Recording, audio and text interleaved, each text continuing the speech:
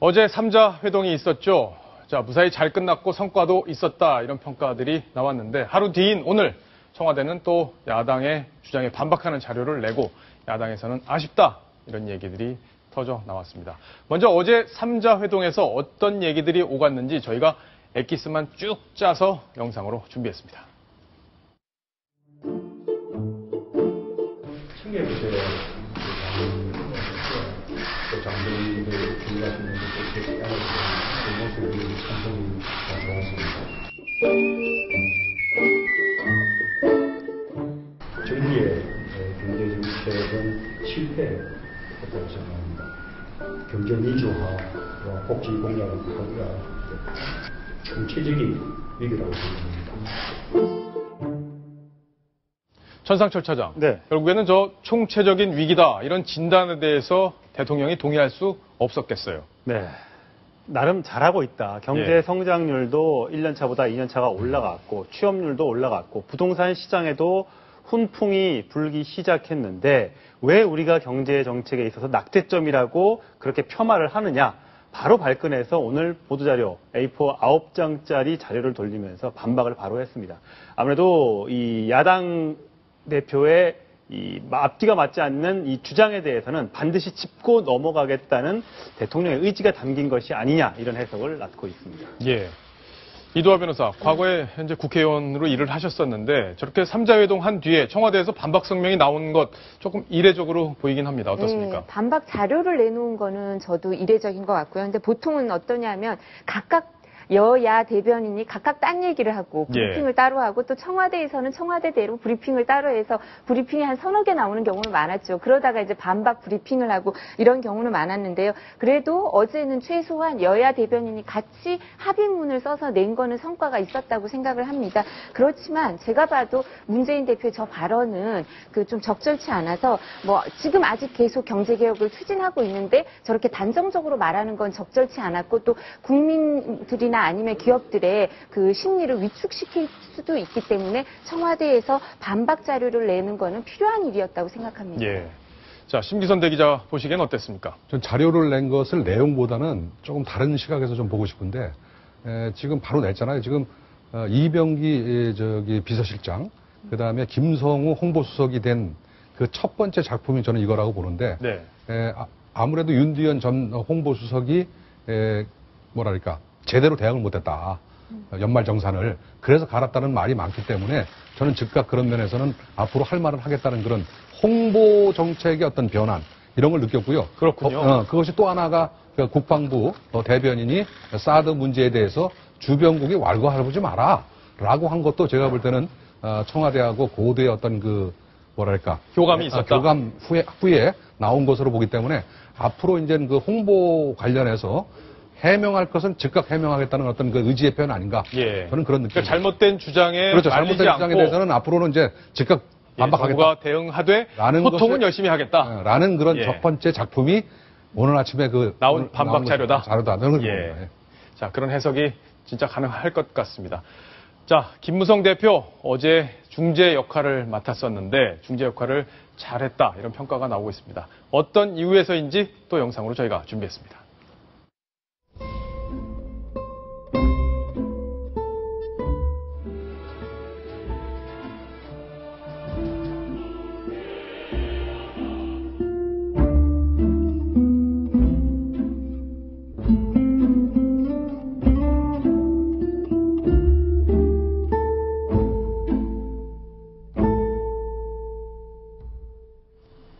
천상철 차장. 네. 제가 대신 크게 부르겠습니다. 이렇게 얘기를 김무성 대표가 했다는데 저 정도면 중재 역할 몇 점 정도 줄 수 있을까요? 뭐 80점 정도는 줄 수 있지 예. 않을까. 대통령이 말하기 참 곤란한 부분이 있지 않습니까? 임을 위한 행진곡을 5.18 기념식의 주제곡으로 지정곡으로 좀 삼아달라는 야당 대표의 주장에 박근혜 대표는 그렇게 주장하는 사람도 있지만 또 반대하는 측면도 있기 때문에 대통령이 섣불리 합시다. 뭐 이렇게 말할 수 없는 상황에서 대신 총대를 메고 김무성 대표가 대신 말을 전해줬기 때문에 충분히 중재자로서의 역할을 했다. 이렇게 볼 수 있을 것 같습니다. 근데 뭐 야당에서는 좀 쓴소리가 저 부분에 대해서 좀 나온 것 같아요. 그렇습니다. 어떻습니까? 야당 대표가 여러 단체의 어떤 중지를 모아서 가서 얘기를 했다면 좀 더 논의를 해보겠다. 충분히 숙고한 다음에 다시 결론을 내겠다. 이렇게 완곡하게 표현을 할 수도 있었는데 그런 대답이 나오지 않았다는 점에서 야당에서는 좀 실망스럽다. 이렇게 오늘 반응을 내놨습니다. 그렇군요. 이두하 변호사께서 보시기에는 김무성 대표의 중재 그리고 임을 위한 행진곡을 5.18 지정곡으로 지정하는 문제, 이 두 가지 문제에 대해서 어떤 견해를 갖고 계십니까? 예, 그래서 이 부분과 관련해서는 지정곡으로 지정을 해서 이제 대통령이 행사에 참석하는 경우에 대통령께서도 불러달라 이런 요청 아닙니까? 예. 근데 이게 이제 일정 부분 단체에선 이 부분을 요청을 했지만 제가 알기로는 보훈처에서도 이와 관련해서 의견을 수렴하고 있습니다, 현재. 여러 단체들의 의견을 수렴하고 있는데 또 다른 의견이 나오고 있기 때문에 대통령께서는 저렇게 말씀하실 수밖에 없었고 이런 곤란한 입장을 그 김무성 대표가 적절하게 중재를 했다고 생각합니다. 지금 화면을 보면 김무성 대표가 넥타이 색깔도 대통령 의상 색깔하고 맞춘 것 같거든요. 미리 여쭤보고. 예. 이두하 변호사 이제 스카프도 비슷한 색이네요. 아니 그래서 색깔을 맞춘 걸 보면 그런 부분에 있어서 중재자의 역할을 하면서 대통령께 좀 도움을 드리고자 하는 의지가 있었던 게 아닌가. 앞으로 살펴볼 부분도 그럴 것 같습니다. 예. 어제 여야 대표 사이에 또 재밌는 말이 오고 갔습니다. 김무성 대표가 문재인 대표에게 대통령이 되면 잘 도와주겠다 이런 얘기를 했다. 이게 어떤 배경에서 이런 얘기가 나왔는지 궁금하실 텐데요. 저희가 또 영상으로 꾸며봤습니다.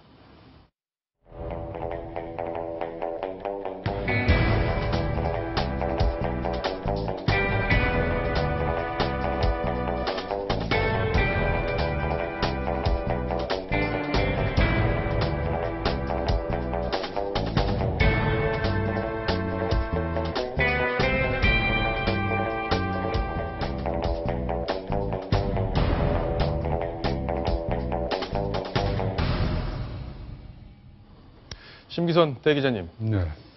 내가 얼마나 한이 되겠습니까? 경제 한번 살려보려고 하고 싶은 거 좀 하게 좀 도와주세요. 이런 얘기를 간곡하게 한 거고 그런 와중에 김무성 대표가 당신 대통령 되면 내가 도와줄 테니까 우리 좀 이번에 도와줘 이런 얘기를 한 것 같은데 어떻게 보셨습니까? 그러니까 김무성 대표가 이제 그 중재를 잘했다는 것 중에 하나가 이제 저것도 들어가는데 저는 좀 더 생각을 달리하는 게 그거는 뭐 잘한 거는 뭐 인정을 하지만 네. 저런 역할을 몇 번만 하고 나면 속마음으로 아 내가 오너 되고 싶다. 내가 대통령 되고 싶다. 왜냐하면 조마조마하거든요. 왜냐 2인자라는 게 외주를 탈 수밖에 없기 때문에 제가 볼 땐 저런 식으로서 몇 번 경험을 하게 되면 아 나도 한번 나가보고 싶다. 내가 오너 되고 싶다는 생각을 많이 합니다. 아마 네. 김무성 대표도 좋은 평가를 받았지만 아마 마음 한 구석에서는 그런 생각이 있지 않을까 하는 게 제 모든 정치인이 그런 생각들 다 그렇죠. 갖고 계시다고 하더라고요. 그럼요. 예. 전상철 차장. 네. 어제 이병기 실장하고 또 문재인 대표, 또 김무성 대표 이렇게 모여서 또 조율을 하는 과정에서 여러 가지 이야기들이 또 나왔다고 하는데 짧게 좀 정리를 해주시죠. 원래 3자 회동이었기 때문에 이병기 실장 물론 배석은 했었습니다만 큰 역할을 하지 않을 것으로 예상이 됐는데 끝나고 나서 합의문을 조율할 정도로 김기춘 비서실장과는 상당히 다르게 적극적인 어떤 소통의 행보를 보였습니다. 예. 학교 앞 호텔 건립 허가를 논의하는 와중에 이런 얘기가 있었습니다. 아, 학교 앞에 호텔을 짓는 문제? 네, 그렇습니다. 예. 학교 앞에 뭐 그런 걸 지으려고 합니까? 이렇게 이제 이병기 실장이 얘기를 했더니, 우리 얘기가 그겁니다. 왜 거기다 딴 데 지으면 되지. 학교 앞에 꼭 호텔을 지으려고 합니까? 그랬더니 김문수 잘 모르면 좀 가만히 좀 계 있어. 뭘 모르고 얘기한 건가요? 야, 이렇게 얘기한 건가요? 이병기 실장한테? 예. 아직 여러 가지 이게 왜냐면 이 호텔 지금 첨예하게 얘기하고 있는 종로에 학교 앞에 이제 여고 앞에 호텔을 짓는 걸 가지고 여야에서 지금 정치권에서 지금 갑론을박이 있었거든요. 지금 이제 조현아 전 부사장 사태 때문에 이게 대한항공에서 짓겠다는 그 호텔 문제군요. 예, 그게 잘 될지 안 될지는 지금 여론상은 쉽지 않아 보이긴 하는데 그게 문제가 논의되고 있었는데 거기에 대한 반응이 나오는 예. 이병기 실장과 조금 재밌는 장면이 연출이 됐어요. 그러니까 이병기 실장이 내용을 자세히 모르는 상태에서 얘기를 하다 보니까 이런 공방이 벌어졌는데 이두하 변호사, 예. 예, 저기 조윤선 정무수석도 배석을 했을 텐데 마음이 그랬을 것 같습니다. 이 관련 법령, 학교 앞에 호텔 건립 허가가 가능하도록 하는 관련 법령 개정안을 조윤선 수석이 냈었거든요. 국회의원 할 그랬군요. 때. 그래서 아마 이 얘기가 오고 갈 때 마음이 좀 어땠을까 궁금합니다. 예. 자, 어제 있었던 3자 회동, 그 안에서 있었던 얘기들 중에 저희가 아주 엑기스만 정리해 드렸습니다.